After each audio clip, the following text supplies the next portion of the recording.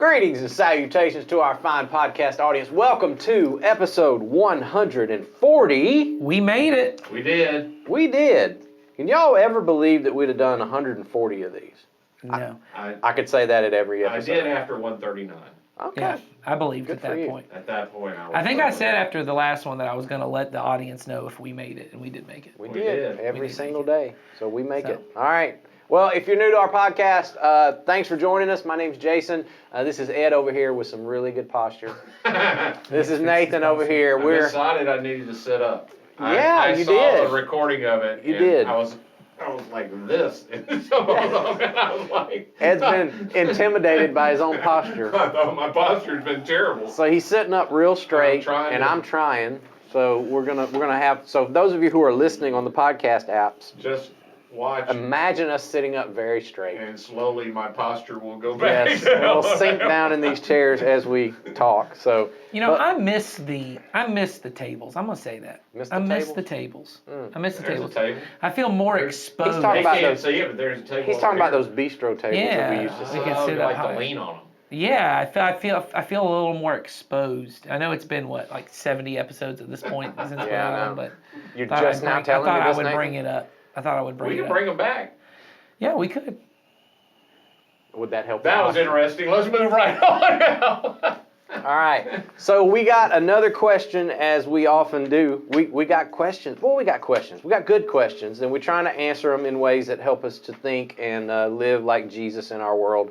And so today we got someone who is anonymous. I don't know who asked this question, but they did identify themselves as being new to the podcast. Thank you for listening, watching, whatever you do. We're glad you're here. Here's their question. I'm new to this podcast, and I have also been listening to some of your messages, like past sermons. Gotcha. All right. I went back a few years, and you did a series called "The God I Wish You Knew." One of you referenced a quote in that series that said something like, "What you think about when you think about God is the most important thing about you," and that really stuck with me. I know that I have some wrong thoughts about God that you all are helping me sort through. But what I'm wondering is this. What is a significant thought that you've had about God that you have changed over your time in following Jesus? I really enjoy the podcast and the messages, and they say, thank you. Well, you're welcome. Thanks for thanking Wow. us. So That's a really good question. I was impressed with the question too, so very impressive. That gives me thinking. So what is the significant thought you have had about God that has changed over your time in following Jesus? Who wants to go first on that one? Because that's a personal question, really. Mm-hmm. Stuff that we've changed over time. I will say this. I have come to believe, and this is about the question that you asked. I've just come to believe in, I'm 47 years old now, and I think, because of my experience so far, that I will realize if I get to live another, 30, 40 years, that some of the things I think about God now, I have grown past as well. I kind of think what I've kind of been convinced of is if God really is God, then I'm probably not ever going to have all of my thoughts all click and all be correct about Him all the time. It's this work in progress. So even the things that I think I have figured out now, Yeah. hopefully will be in a state of growth and figuring it out and development and maturity, hopefully, by the time that I'm, done with this body. And then so I think for me up to this point, I would say, I used to think that God was more interested in certain things than I do now. And what I mean by that is I got real focused on God really cares about this. Mm-hmm. And then I would get really focused on this. And in doing that, I was neglecting a lot of other things. For example, growing up, I was really, because I think this is my background, I was taught that God really cares about your morality, your being good and not sinning. And He's really watching that, kind of like a Santa Claus kind of deal. Mm-hmm. He's really concerned about that. And if you step out of that box, you step out of the line, whatever he's decided is the line, then you and him are not good. And you got to figure out how to get back inside that box. And that was really God's number one concern with me and with other people. And so I got real focused on being right and doing the right things and not sinning, which then also made me think about really pay a lot of attention to people that I thought were also stepping outside of the boundaries. And it got kind of, it led me towards some self-righteousness, I think. It led me to some dark places that I don't think actually helped me to live in the way of Jesus, in the way of love, probably as much as I should. And it also caused me, I think, to see God as not necessarily for me, but really against me, looking for opportunities to, catch me doing wrong. And I've changed a lot of those images of God that I used to have. That was the first one that came to my mind. I don't know if y'all have had some of the same kind of. Yeah, I was thinking about I had a thought when you first asked the question, and I was listening to your response, and the idea you had of, hey, I'm going to constantly be changing, I think that's been my experience as well. Although I wouldn't say everything I think has changed. What has changed is God is way more, which makes sense if he's God, an infinite being. He's way more multifaceted than I had him with a very flat personality. If I'm completely honest, there was one side that I saw, I thought that was the major side, and I just didn't know as much. And over time, I think that personality. Now, some things I was just wrong about. I was just wrong. I used to really think God, in very much the way you did, it was almost an on-off thing. There were some doctrinal things, and that's the way I would say it, that God absolutely cared about. You either had, and it was a yes-no question. If you had it right, he was for you. If you didn't have it right, he was opposed to you. And, that's sort of the way I saw him and I saw the world. And it's interesting when you see the world that way, it affects how you treat other people. You talked about self-righteousness, that was part of it, but it's also a lot of, there's a lot of hypocrisy in your own life that has to get covered up. I'll say there has to be. Yeah, that's what I learned. Yeah, for me, there's a lot that you don't want to talk to people about and that you have to cover up. Because you know for yourself you're not as clean on those things as you claim to be. So that's gotten, that was my first thing. I do think the longer I live and hope, I think on into eternity, because God is infinite, I will continually be learning things about this being that is so immense, greater than I am. That is fascinating. I do think, I had an answer originally to the thing, and the more I think about it, the biggest thing that has changed for me is the character of really understanding that God is love and that's never changed. That doesn't change. Even though I knew that verse, God is love, it's the idea that God is love and he is absolutely for every human on the planet and has always been, and his heart toward us does not change no matter what we do or don't do. Is a little hard for me to grasp because there aren't people like that. That's right. And so you wind up squeezing God into a people mold and trying to understand it. And I'm now at the point I understand that's the way he is, and it has helped me to relate to him. Some of the bad ways that it caused me to relate to him when I thought of him more in people terms was I wasn't near as dependent on him as I should have been. In fact, that's my latest learning is I am a really, really independent creature who wants to be more independent, and that the independence itself, the desire I have to do lots of things in my life without depending on God, or even cooperating, not even depending. There are things I certainly can do by myself, but anytime I do them with God, it's better. It's better. Yeah. Even if I didn't feel like I needed it, when I just say, hey, I'm about to do this, would you do it with me? Things are better. And it doesn't take much more than that, but because I can do them by myself, I tend to do them by myself. And I don't get the joy of doing it with God which is the loving relationship he wants to have with me. He's not saying that he has to do everything for me. That's not the way to parent. But most parents, I know this from me with my kids now, I do prefer doing things with them just to be with them. I just like being with them. Yeah. So Yeah. that's one of my current learnings is I am really, really stinking independent, and it's really, really hard for me to get over my independence. I fight it all the time. I like your word multifaceted, because I think that was the idea that I was trying to say earlier that I don't know if I articulated it very well. And what I was trying to say was, I think for me, and I think this is true because we are finite and God is infinite, it's so easy, I think, for me to get hyper-focused on what I think God cares about most, because I only have a limited capacity. But what I'm learning more and more is that, no, God can care really a lot about that, and also about this, and also about that. Yes. You know, like things, God cares about your sin and getting you to heaven. And that was pretty much it. And that was pretty much what we taught, and that's how we related to God. And it's like, no, God cares about creation.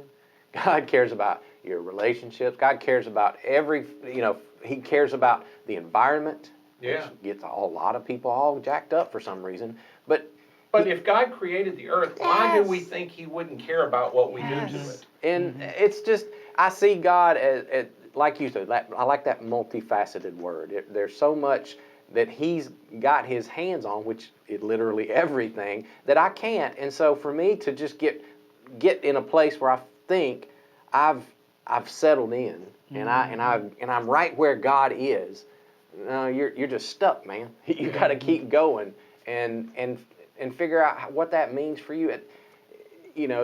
Without it getting so overwhelming, but at the same time understanding that he's way bigger than that. So that was what I was trying to say earlier, I think. I think probably my biggest change, or I shouldn't say biggest, because I was trying to boil it down. I mean, I think I've gone through similar things that both of y'all have said. I think when I was young, I thought of God as being very annoyed, not angry, but just kind of annoyed at me. I think it was just very frustrated. He loved me because he had to. He was loved, so he had to love me, but he didn't really like me. And so that was always a different perspective. And then when I got older, I think I saw God as almost, in my view of what loving was, is that God was this almost pushover. God was just cool with everything. He loves everybody, so he's just kind of cool with everything, and God's never angry. God's never upset about anything. He's just very, what gentle means is nothing really rattles him. God doesn't really get too upset about anything. And I think the thing you guys have said about multifaceted is good. I think the word I would have used is, I've never thought of God as being emotional, but I think over the last 5 or 6 years of my life, seeing that God is emotional, that God does get angry, that God does get sad, that God is joyful and happy, and that he experiences just he made us in his image, so the variety of emotions that, he's pained by things, and he's anguished over things, and he feels all of those kind of things, and we certainly see that in Jesus, that's a different aspect of him. I think what I was going to say is the biggest, I don't think it's biggest, it's just maybe current, is that God is more patient than I thought, and not just patient with me. I think a lot about, there's a verse in either 1st or 2nd Peter, I know it's Peter, where he talks about that God is not slow to act, and then he said, as some consider slowness, which I think about, Peter's trying to make sense. You all think God is really slow because you're like, why isn't God dealing with this? Why isn't God making this? Or why isn't Jesus coming back quicker? Why isn't all of these things happening? And realizing that what we think is slow and what God thinks are slow are two different things. Yep. That God is, I can't remember who it is, but it's a Japanese evangelist who refers to God as the 3-mile-an-hour God. That's the speed of walking, that we're often running. And I think it's interesting, I think in our world we tend to think of our impatience and our inattentiveness and our lack of attention spans and distractibility as being a modern problem. But obviously Peter says, you guys think God's slow, and he's not. It's just a human trait. And I think trying to see that God is, the things I think are very urgent that we at church might go, we got to create a program for this right now. We got to do something about this right now. God's like, well, we'll get there. I'm already working on that, Yeah. guys. And that God's process is a slow process, and I'm thankful for that, because I think if I would have known everything I know now about God when I was 5, I think it would have been overwhelming. 2, I don't think I could, because I think it's a slow cooking process. I do think that's true. And I think what you just brought up, Nathan, for me, I also have learned that recently, probably in the last 5 to 10 years, and the experience because what the question asker said, what you think about God is important because it reflects how you relate to Him and others. For me, learning that about God has taken so much pressure off of me and brought me a measure of peace that I don't think I was able to have before then. And I'll relate this to the way that I viewed my ministry back in the early days of, when I was fresh out of college and I was, raring to go and I was going to win the world for Jesus. And nothing wrong with that, but it led me to some urgency that I think caused me to run ahead of God many times and put the pressure on me to make things happen.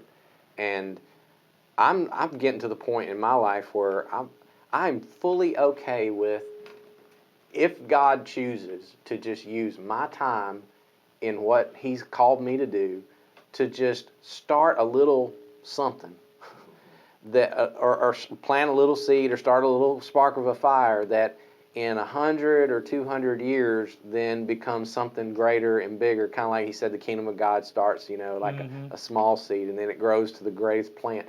If that's what He decides to do with my lifetime and I don't ever see the full fruits of that, I'm okay with that. Or if you're not the one who's going to plant the seed, or whatever, you're the one. Well, I might be tilling the ground. I don't know. I think there's a way in which, at least for me, in my ministry career, there's a feeling of I want to be at the start or the end of it. Yeah. I want to be the one who had the idea and God inspired me, and then hundreds of years now they'll look back and say, if it had not been for that first generation to have planted the seed, or if it's now we're harvesting and we're getting this, we get to see it all happen. I may be the one who just came in and no one even remembers. I'm just watering the garden, because I think a lot about in that thing of we're going to win the world for Jesus, and honestly I think that's kind of in this kind of youth ministry culture. That's the way you capture young people, is all of us can go be Martin Luther King Jr.'s. There's a problem and all of us could go be that, but with forgetting that there really is, even in the history of the civil rights movement, there, you mentioned John Perkins on Sunday, there are a lot of, but there really is only one Martin Luther King Jr. John Perkins is influential and did a really important thing, but in the success-oriented way our culture is, he's the icon of that movement. But what we know is Martin Luther King Jr. grew up in a church. His dad was a pastor. Someone pastored to that man. Someone created the community. Someone taught in that Sunday school hundreds of years before. They weren't planting seeds. They were just fostering the community in which, and that's the nature of which God grows things, is you never know what part of the process. Your job is to be faithful. Yes. And that's the part I think I have so often missed, is that's my impatience, is I want to see a result from this instead of I just show up and do my job. Well, I was thinking while you were talking about it, Jason, because about the early onset, because I think all of us have been at that place. I have been at that place too, where you want to know that you've done something that mattered. It's just a human thing, which had caused me to draw finish lines that were in fact not finish lines. Right. So you call. Let's count how many baptisms we have. Or in some cultures, it's let's count how many decisions got made for Christ, or how many rededications. And what I know now to be the case that I didn't know at the time is none of those are finish lines. They're often starting points and restarting points, and most of us have multiples of those in our walk with Jesus along the way. It really is a long, slow process. Saturday in our discipleship meeting, Nathan used Eugene Peterson's phrase of it's long obedience in the same direction. That walking with Jesus is long obedience in the same direction. And if I can help people get a long obedience in the same direction, and I played any part in that, even if it's just I opened the door for them to have the meeting, or That's right. or I was just there and it was another person and they didn't really notice me. They helped me, I helped them, all of that kind of stuff. I agree with you. That's where I'm at now. I used to not be there at all. And where we are just talking, to bring it back to the question, the topic we're all talking about, it all flows out of how we view God. Yeah. That's right. Who we view him to be, and really who we are, through that lens. And I think I can speak for these other guys, and if you've watched this podcast any length of time, you've also heard us say this: anything that causes you to see God and looking through the lens of Jesus, you're probably on the right track. So just to sort of bring that to a close, that question that you asked, how do we view God and how that affects the way we live? Anything you can do in your growth and maturity along your journey to keep the lens of Jesus be the thing that you look through to figure out who God is and what he's like, you're not going to go very wrong on that one. And you should continue to reshape your view of God in that way. That's what's helped me more than anything is when I would have views of God that I could not in my mind fathom Jesus reacting the way I thought God was going to react to me. Then I go, well, those can't be right. If Jesus wouldn't interact with a human being the way I think God would interact, I'm wrong. I'm just wrong. Jesus trumps whatever else. Whatever view I have. Whatever view I have. He is the perfect representation. In fact, the reason for him to come, yes, salvation and him paying, all of the stuff that took place on the cross, which is multifaceted, and that could be a long discussion of all that took place on the cross. It's not just one thing. That all of that had to take place, yes. But a major part of what he is doing is demonstrating to the world what God is actually like. What God looks like, how he treats human beings, how he interacts with human beings, how much he loves human beings, how patient he is.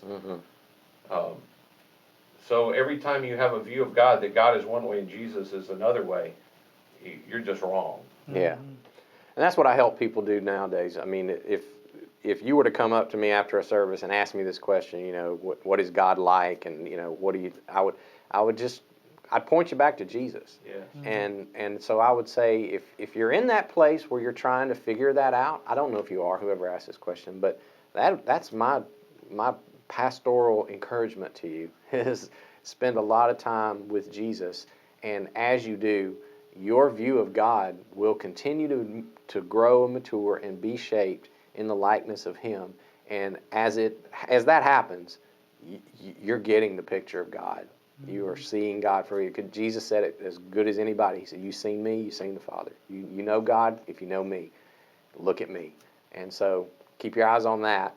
Keep your gaze on him, and the lens will get real clear. Yeah, so that's right. I'm still focusing my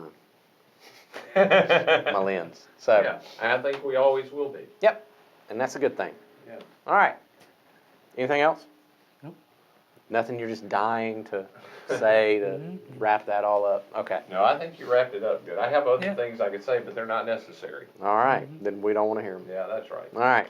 So, all right, we're going to be back next week. We have I often like to preview the questions. Let me look ahead. I've forgotten what our next question is, so folks will be wrapped with anticipation. Or not. For next week. We're going to be talking about, someone would like us to talk about Bible versions, so we're going to talk about that for a little bit. And how do we know our view of Jesus or God is right versus other people's? Okay. Good questions. So it's a twofer next week. So we're gonna deal with those. So y'all come back next week, next Tuesday. The next podcast will drop, and we'll talk about those. Answer your questions. If you've got questions, as always, don't forget to send them to us. The link is in the description, right underneath where we're at. And send your questions. We'll answer them as soon as we get to them. All right. Y'all have a good week. See ya. Bye.